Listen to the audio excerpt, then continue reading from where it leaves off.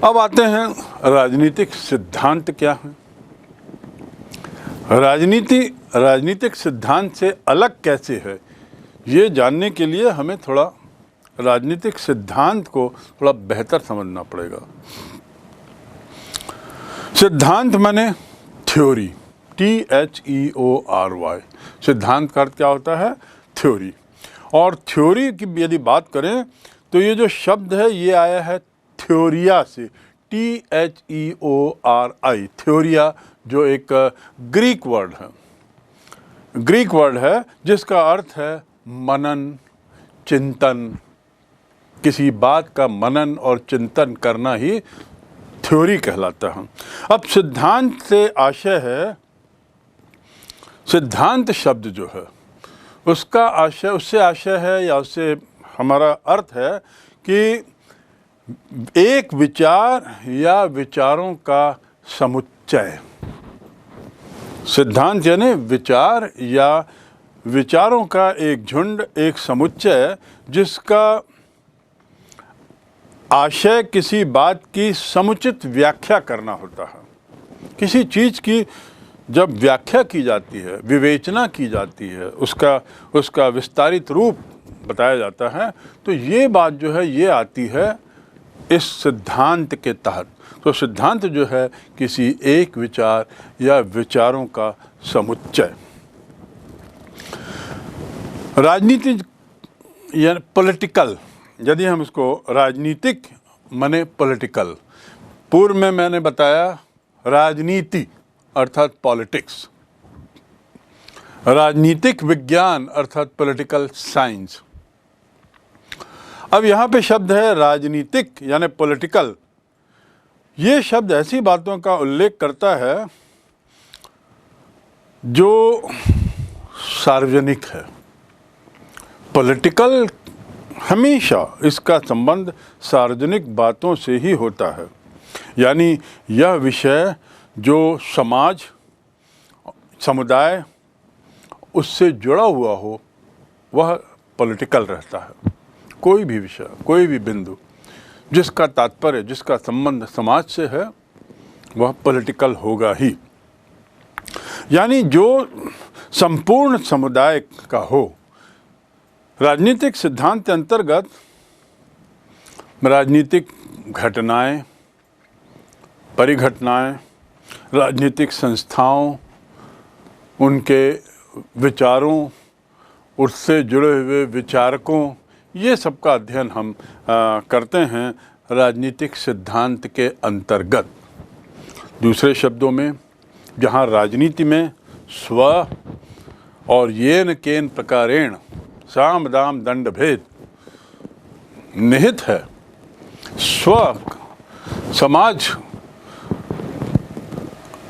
की चिंता न करके स्व की चिंता करते हुए सत्ता की ओर बढ़ने का प्रयास, ऊपर बढ़ने का प्रयास, वो राजनीति में जहाँ निहित है, वहीं राजनीति सिद्धांत में समाज में होने वाली घटनाओं और राजनीतिक संस्थाओं के विचारों का अध्ययन, यह राजनीतिक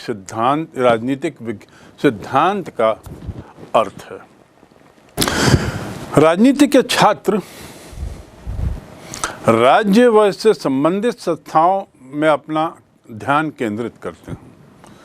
जो लोग राजनीति से ताल्लुक़ रखते हैं उनका जो दायरा रहता है वह मूलतः राज्य पे रहता है, या राज्य और उससे जुड़ी हुई संस्थाएं, उस पर वो केंद्रित रखते हैं। और राजनीतिक सिद्धांतों का सरोकार राज्य और उनकी संस्थाओं से उतना ना हो करके मूल्यों पर ज़्यादा होता है। बहुत ही स्पष्ट अंतर आपको इसमें दिखेगा कि राजनीति का ताल्लुक राज्य और उससे जुड़ी संस्थाएं, यानी सरकार, उससे जुड़े हुए अधिकारी, शासन आदि। पर राजनीतिक सिद्धांत ये मूल्यों की बात करता है। राजनीतिक सिद्धांत में मूल्यों का अध्ययन, राजनीतिक सिद्धांत का सरोकार जो है वह होता है न्याय से, स्वतंत्रता से, समानता, कानून का शासन, आदि ऐसे मुद्दों पर ये बात करता है। राजनीति सिद्धांत के अंतर्गत ये जो मूल्य हैं, हम फिर से कुछ और मूल्यों की बात करें। स्वतंत्रता ये एक मूल्य है, वैल्यू है। समानता एक वैल्यू है। समानता लाने का प्रयास, स्वतंत्रता देने का प्रयास, स्वतंत्र होने का प्रयास, ये वैल्यू हैं। ये एक तरीके से हमारे लिए सिद्धांत हैं, हमारे लिए एक तरीके से मूल्य हैं। न्याय, अधिकार, नागरिकता, राष्ट्रवाद, धर्मनिरपेक्षता, विकास, ऐसे जो शब्द हैं, ऐसे जो मूल्य हैं, ऐसी जो अवधारणाएं हैं, इन अवधारणाओं को विशेष रूप से राजनीतिक विज्ञान के अंतर्गत राजनीतिक सिद्धांत में परखा जाता है। इसमें राज्य और उससे जुड़ी हुई संस्थाओं का अध्ययन होता है, लेकिन वह बैक सीट ले लेता है, वह पीछे हो जाता है और मूल जो दायरा होता है इसका, राजनीतिक सिद्धांत का, वह इन मूल्यों पर होता है। इसलिए राजनीतिक सिद्धांत का जो विषय क्षेत्र है वो राजनीतिक जीवन के तथ्यों से दूर, राजनीतिक जीवन के तथ्यों से दूर रहते हैं। तथ्य क्या है? वही राज्य, सरकार आदि, घटनाएं आदि। इनसे राजनीतिक सिद्धांत थोड़ा दूर रहता है और उसके बदले मूल्यों पर इसका ज़्यादा जोर रहता है। यानी सरकार, कानून, राजनीतिक संस्थाएं, इन चीज़ों पर इसका उतना विशेष जोर नहीं रहता। उसके बदले दर्शन, हमारी फिलॉसफी क्या है। हर देश के संविधान का एक दर्शन होता है, एक परिकल्पना होती है, एक सपना होता है। किस तरह के देश की हम कल्पना कर रहे हैं, उसके अनुसार हम वहाँ का शासन बनाते हैं, वहाँ का कानून बनाते हैं, वहाँ का संविधान बनाते हैं। तो वो दर्शन, न्याय, अधिकार, स्वतंत्रता, समानता, ये वही मूल्य जिनका मैंने पूर्व में जिक्र किया है। ये मूल राजनीतिक सिद्धांत के केंद्र बिंदु पर रहते हैं और इनका मूल रूप से राजनीतिक सिद्धांत का इससे, इनके मूल्यों से संबंध रहता है। उम्मीद है अब आप दोनों में राजनीति और राजनीतिक सिद्धांत में अंतर समझ गए होंगे। वैसे ही राजनीति और राजनीतिक शास्त्र में अंतर समझ गए होंगे। राजनीतिक सिद्धांत में जहां हमने मूल्यों की बात की, थोड़ा सा हम और आगे चले और जानने की कोशिश करें कि इसमें हम पढ़ते क्या हैं। ये हमारे आज के अध्ययन का अगला बिंदु है। जो मैंने पूर्व में 5 बिंदु बताए, उसमें एक बिंदु ये है कि राजनीति सिद्धांत हम पढ़ते क्यों हैं और इसमें क्या पढ़ते हैं, क्या और क्यों। तो यदि इसकी बात करें तो हम जान लें कि जो मानव है, ये जानते हैं, एक सामाजिक प्राणी है। वो अकेले में उसका कोई अस्तित्व नहीं है। व्यक्ति जो है वो समाज का एक अंग है। समाज जो है वो व्यक्तियों से बना हुआ है और व्यक्ति स्वयं में कुछ नहीं है, उसके अस्तित्व का कोई औचित्य नहीं है। तो दूसरे शब्दों में मानव सामाजिक प्राणी है। सामाजिक प्राणी होने के नाते लोगों की इच्छाएं जो समाज से जुड़े हुए हैं, लोगों की आवश्यकताएं, क्योंकि हर एक की अपनी अपनी ज़रूरतें हैं और ज़रूरत का क्या अर्थ है ये आप समझते हैं। तो इनकी आवश्यकताएं और इच्छाओं को पूर्ति करने के लिए ये जो इंडिविजुअल्स हैं, जो व्यक्ति हैं अलग अलग, ये एक दूसरे के निकट आते हैं। यदि मुझे कुछ चीज़ की इच्छा है तो उसकी पूर्ति के लिए मुझे किसी के पास जाना होगा, तो मेरी निर्भरता उस पर बनी। बाजार हमारी बहुत सी आवश्यकताओं की पूर्ति करता है और बाजार में बहुत से लोग हैं जो उस समाज का अंग हैं जिसमें मैं भी हूँ। तो इस प्रकार ये बात स्पष्ट है कि हमारी आवश्यकताएं और हम सब की इच्छाएं हमें एक दूसरे के निकट लाती हैं। निकट तो लाती हैं, पर उसके साथ ही साथ समाज में मानव के इस निकट आने से जहाँ समाज की प्रगति होती है, वहीं ये निकटता प्रतिस्पर्धा को जन्म देती है, संघर्ष को जन्म देती है और इसके साथ ही कुछ कड़वाहटों को, कुछ अन्य कड़वाहटों को भी जन्म देती है। जैसे विवाद, लोगों के बीच में विवाद होता है, झगड़े होते हैं, न जाने कितनी तरह की बातें होती हैं। ये आखिर क्यों? समाज में निकटता के कारण। पर यह अपरिहार्य है। व्यक्ति अकेला रह नहीं सकता, वह समाज का हिस्सा है। समाज का हिस्सा है और उसकी अपनी आवश्यकताएं और इच्छाओं को अकेले पूरा नहीं कर सकता, उसे अन्य पर निर्भर है। अन्य पर निर्भरता उसे निकट करती है, समाज में निकटता देती है। यह निकटता ही एक ओर जहां समाज की प्रगति का कारण बनती है, वहीं दूसरी ओर ये समाज के लोगों के बीच में प्रतिस्पर्धा यानी कंपटीशन, संघर्ष, स्ट्रगल और उसके साथ विवाद यानी झगड़े आदि को जन्म देती है। तो ये दोनों इसके पहलू होते हैं। ये जो झगड़े आदि होते हैं, ये जो बातें हैं, वही राजनीति का सार है। राजनीति का निचोड़ जो है, राजनीति का जो दायरा हो जाता है, वो यही है। सत्ता, संघर्ष, स्ट्रगल आदि, अपनी इच्छाओं की पूर्ति के लिए कुछ कर बैठना, अपनी आवश्यकताओं की पूर्ति के लिए कुछ कर बैठना या करने की कोशिश करना, इसे ही राजनीति कहते हैं।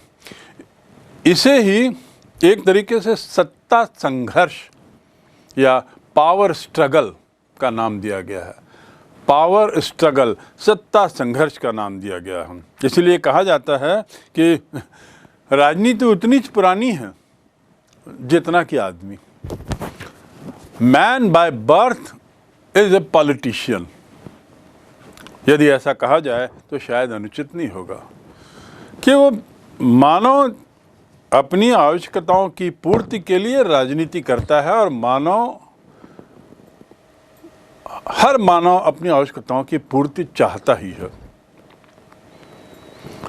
तो ये तो हुआ आपके लिए एक तरीके से ये समझने का प्रयास कि हम राजनीतिक सिद्धांत क्यों पढ़ते हैं, उसमें क्या पढ़ते हैं। यूनानी का प्रसिद्ध दार्शनिक और विचारक अरस्तु, जो यूनानी था, जिसे अंग्रेजी में एरिस्टोटल के नाम से प्रसिद्ध है, मानव को नेचुरल रूप से, स्वभाव से एक सामाजिक प्राणी मानता है। यह एरिस्टोटल का कहना है कि मानव प्रवृत्ति ही सामाजिक प्रवृत्ति है, वह अकेले हो ही नहीं सकता, क्योंकि मानव अपने जन्म से लेकर मृत्यु तक समाज में ही रह के निवास करता है, समाज में ही रहकर विकास करता है और समाज के बाहर के अस्तित्व की उसकी कल्पना भी नहीं की जा सकती। मनुष्य समाज के बाहर हो ही नहीं सकता, वह समाज का ही एक अपरिहार्य अंग है। मानव निर्मित ये जो समाज है, ये राज्य का जन्मदाता है। दूसरे शब्दों में, राज्य का निर्माण मानव की उस प्रवृत्ति से होता है जिसमें वह एक सामाजिक प्राणी बताया गया है। और ये कहा गया है कि मानव अकेला हो ही नहीं सकता, वह तो उसे एक सामाजिक व्यक्ति ही होना जरूरी है। तो इस प्रकार हम कह सकते हैं कि राज्य समाज का ही एक अगला चरण है और समाज ने ही उसे जन्म दिया है। राज्य के द्वारा निर्धारित सीमाओं में रहकर ही मानव का संपूर्ण जीवन व्यतीत होता है, क्योंकि समाज के अंदर भी कुछ निर्धारित सीमाएं होती हैं जिसके अंदर हर व्यक्ति को रहना पड़ता है। कुछ उसके समाज के अपनी परंपराएं होती हैं, कुछ रीति रिवाज होते हैं जिसके अंतर्गत हर व्यक्ति को रहना पड़ता है।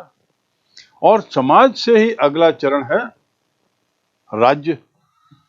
तो हम कह सकते हैं कि राज्य के द्वारा भी जो निर्धारित सीमाएं रहती हैं, मनुष्य उसके अंदर अपना पूरा जीवन व्यतीत करता है। राज्य और उसकी नीतियों का मानव जीवन से इतना घनिष्ठ संबंध, और इसी कारण शायद अरस्तु ने मानव को सामाजिक प्राणी के साथ राजनीतिक प्राणी भी कह दिया था। सोशल बीइंग के साथ साथ उसने उसे पॉलिटिकल बीइंग भी कहा, क्योंकि उसका कहना था कि जो सामाजिक प्राणी है वह राजनीतिक प्राणी तो होगा ही, क्योंकि राज्य जो है वह समाज का ही एक्सटेंशन है। राज्य जो है, राज्य और समाज को एक दूसरे का एक तरीके से पूरक देखते हुए ही, और राज्य और उसकी नीतियों का मानव से इतना घनिष्ठ संबंध देखते हुए ही शायद अरस्तु ने मानव को सामाजिक प्राणी के साथ साथ राजनीतिक प्राणी भी कहा था। उसने ऐसा निरूपित किया कि मनुष्य जितना सामाजिक प्राणी है उतना ही वह राजनीतिक प्राणी भी है। समाज और राज्य का बहुत गहन संबंध, तो निश्चित रूप से समाज और राज्य में जो रहने वाले लोग हैं, समाज के जो हिस्से हैं, वे राजनीतिक रूप से भी राजनीतिक प्राणी अवश्य होंगे। इसलिए राज्य, सरकार और मानव समाज के जो संबंध हैं, पारस्परिक संबंध,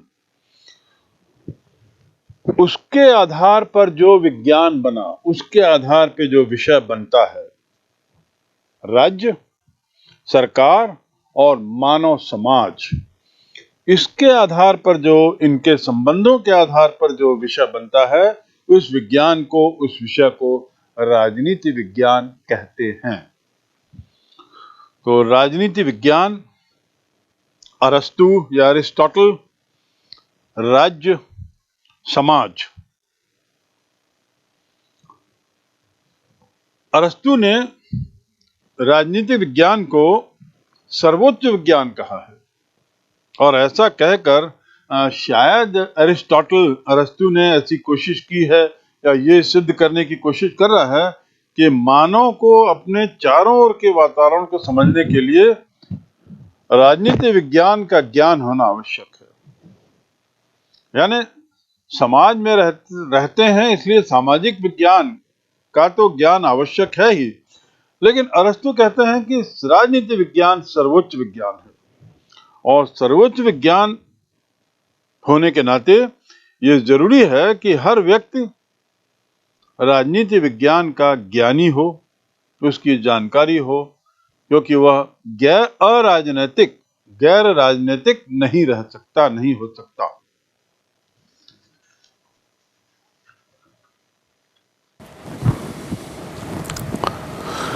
समाज में रहने वाले मानव जीवन के विभिन्न पहलू हैं, जो बहुत तरीके हैं उसके, जिनका अध्ययन हम सामाजिक विज्ञान में अलग अलग विषयों के रूप में पढ़ते हैं।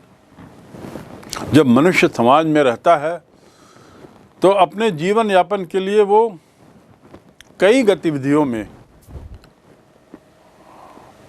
शामिल होता है, और शामिल होना आवश्यक हो जाता है, चाहे वो आर्थिक गतिविधि हो, क्षेत्रीय सांस्कृतिक गतिविधि हो, धार्मिक गतिविधि हो, आदि आदि। तो इस प्रकार हम देखते हैं कि वो अपने जीवन के विभिन्न पहलुओं में व्यस्त रहता है। तो इन विभिन्न पहलुओं का अध्ययन सामाजिक विज्ञान में विभिन्न विषयों के रूप में किया जाता है। उदाहरण के लिए मानव जीवन के आर्थिक पहलू का अध्ययन हम अर्थशास्त्र में करते हैं, उसके धार्मिक पहलू का अध्ययन हम दर्शन शास्त्र में करते हैं, धर्मशास्त्र में करते हैं। उसके साथ ही हम उसका जो सामाजिक पहलू है, समाज में कैसे रहना, समाज के साथ कैसे अपनी पैठ बनाना, इसका अध्ययन हम समाजशास्त्र में करते हैं। सो कुल मिला के नैतिक, जैसे नैतिक पक्ष जो है समाज में रहने का, ये नैतिक पक्ष का अध्ययन हम नीति शास्त्र में करते हैं। ऐसे ही मानव के राजनीतिक पहलू का अध्ययन हम राजनीति शास्त्र में करते हैं। और राजनीतिक पहलू, जैसा कि किसी ने कहा है, बहुत प्रसिद्ध फिलॉसफर, दर्शन शास्त्री, विचारक, विश्व प्रसिद्ध विचारक अरस्तू, जिसे हिंदी में अरस्तू कहते हैं, अंग्रेजी में उसे एरिस्टोटल कहते हैं। एरिस्टोटल ने राजनीति के बारे में कहा है कि ये जो पहलू है, राजनीतिक पहलू, मानव जीवन का सबसे अहम पहलू है, उसकी दृष्टि में सबसे महत्वपूर्ण पहलू है। क्योंकि राजनीति करते हुए ही हर व्यक्ति, हर समुदाय, हर परिवार अपनी इच्छाओं की पूर्ति करता है, अपने महत्वाकांक्षाओं की पूर्ति तक पहुंचता है, आदि आदि। तो हर चीज़ में राजनीति है, उससे वो बच नहीं सकता। इस प्रकार हम कह सकते हैं कि यह उसके लिए सर्वाधिक महत्वपूर्ण है। अरस्तू ने कहा है कि सत्ता का लोभ यह मानव जीवन में प्रारंभ से रहा, सर्वाधिक महत्वपूर्ण है, यह मानव जीवन में प्रारंभ से रहा। तो इस प्रकार राजनीतिक पहलू का अध्ययन राजनीतिक विज्ञान का हिस्सा, और राजनीतिक पहलू लोगों की दृष्टि में, प्रसिद्ध विचारकों की दृष्टि में मानव अध्ययन का सबसे महत्वपूर्ण पहलू।